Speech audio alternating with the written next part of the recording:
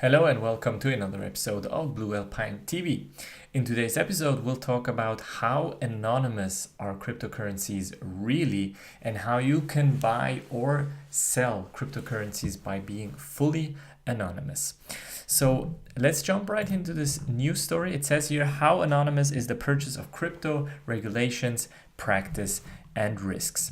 So the article kind of starts with these two statements by, from one side, Bill Gates, who is saying the main feature of cryptocurrencies is their anonymity. I don't think this is a good thing. The government's ability to find money laundering and tax evasion and terrorist funding is a good thing. Then we have Edward Snowden. He is saying Bitcoin is great, but if it's not private, it's not safe. So a bunch of things here. On one side, you have cryptocurrencies by definition in their name have something to do with cryptography. Now, a lot of people automatically assume that all cryptocurrencies are anonymous, and because, for example, if you create a wallet, a Bitcoin wallet, that it is not linked to you in any way and that people cannot find it out, who you are, etc. Now, this is actually not true. So if you're, let's say you're using your Bitcoin to trade, to purchase something in an e-commerce store, etc.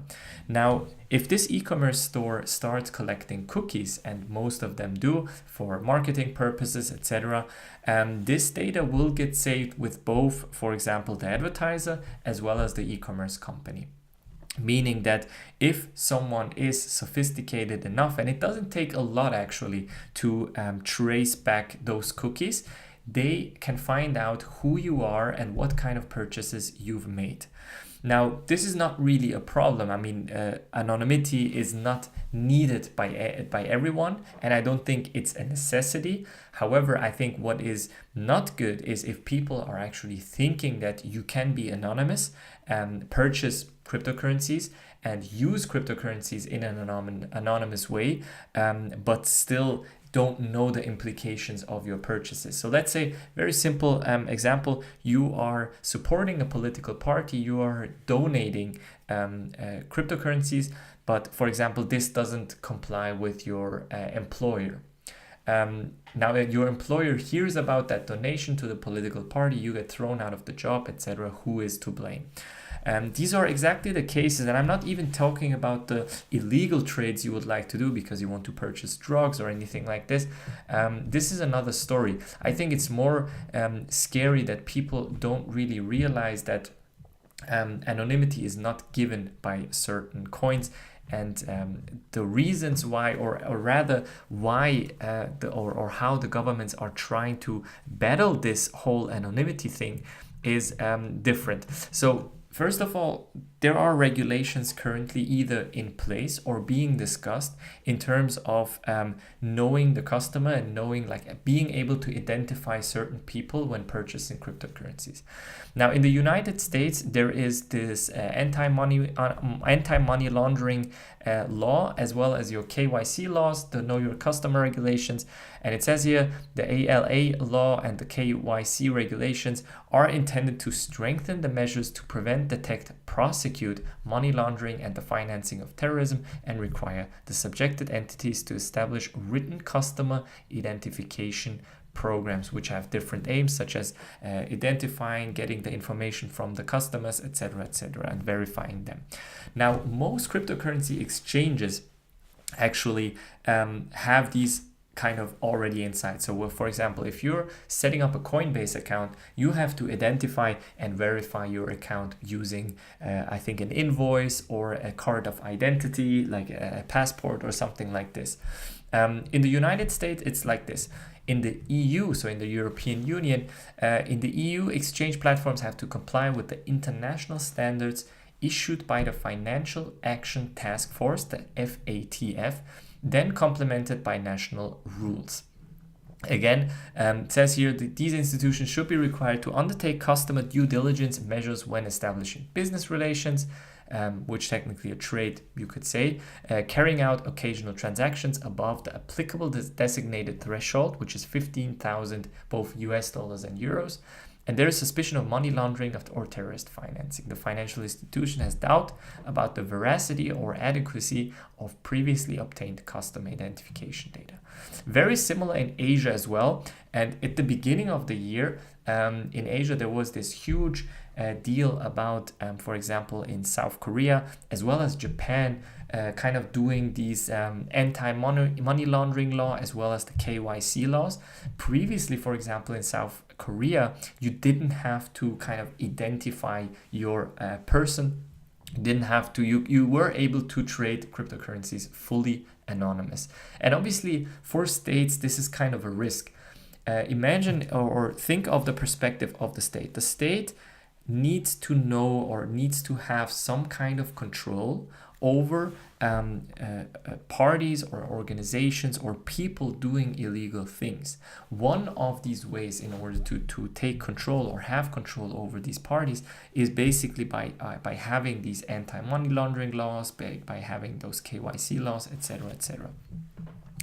Now, it is still possible to trade anonymously, and I think it's important to know if you really want to stay completely anonymous. I think it's your right. You should be able to do this. However, be aware that if you're trading Bitcoin and other coins that don't have privacy kind of as a feature, that you are kind of exposing yourself, and just be aware of that. I think that's important to know.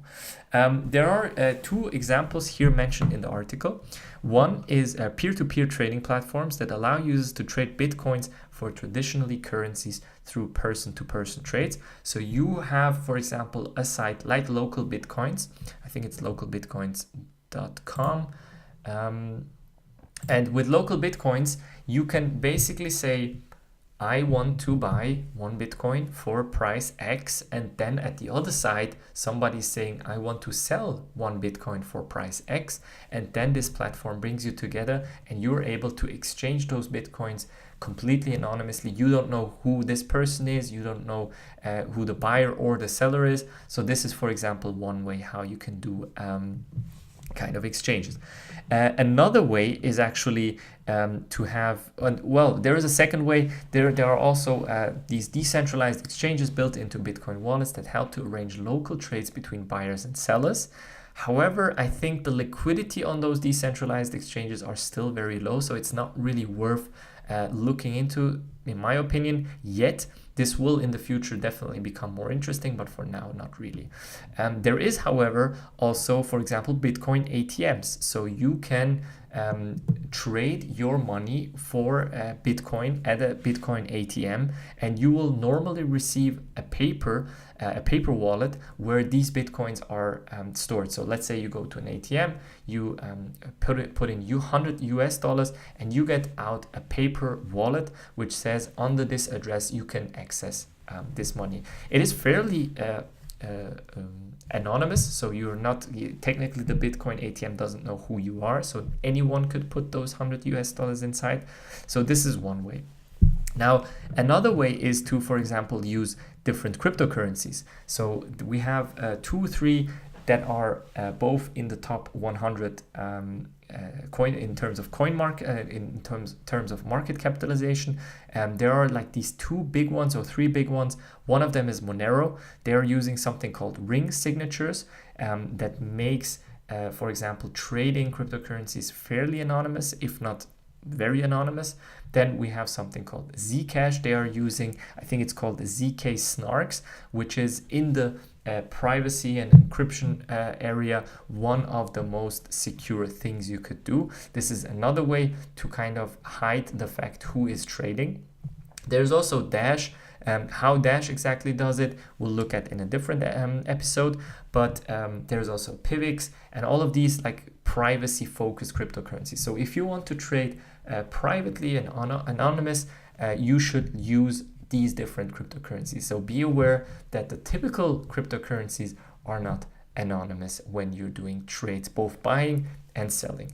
That being said, normally when you use those big cryptocurrency exchanges, you will have to comply with their laws anyway. You will have to identify yourself, you have to verify yourself, and that's not really a bad thing.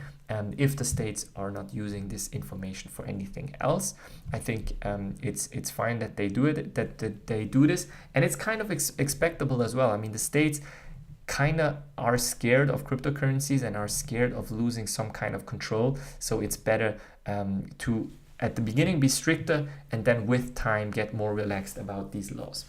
But for now, that's the situation we're in. I just wanted to kind of talk about this topic because I think it's fairly important. But yeah, right now we're already at the end of today's episode. Make sure to like this video, subscribe to the channel, subscribe to the podcast. I will see you on the next one. Take care. Bye-bye.